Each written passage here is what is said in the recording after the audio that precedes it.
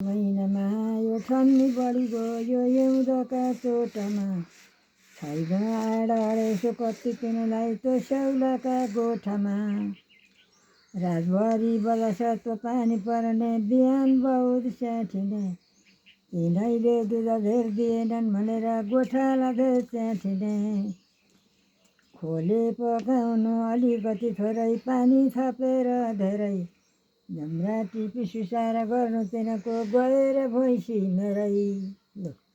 सुत हो प्रभु गणपति हे अष्ट सिद्धिपति हे स्वामी गजवक्र हो गुण निधान हे गो सिद्धि बुद्धिपति अनि फेरि स्वामी गजवक्र गुण निधान हे रिद्धि बुद्धिपति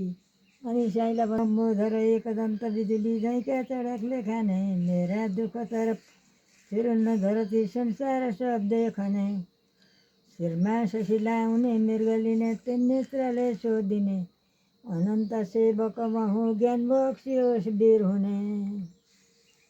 गुप्ती नाम धरि सकिन घरमा पस्ने बखतमा पनि कस्ता रित्छ कष्ट भोगरी यहाँ उत्रि महौला भनी चिन्ता धेर हुँदा युधिष्ठिरजीको मनमा लड उही गयो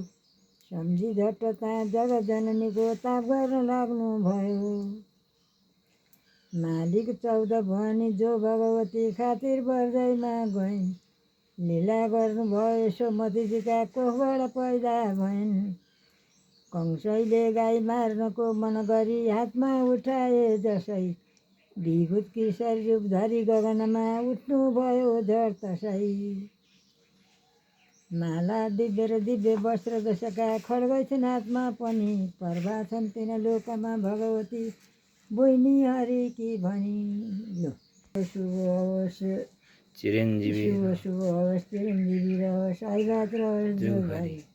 माहुरले पनि जन्तीले पनि बडो होस् गर्नु माहुर नखस्ने गरी त्यही गरी त माहुर खस्यो अरे भने राम्रो हुँदैन पछि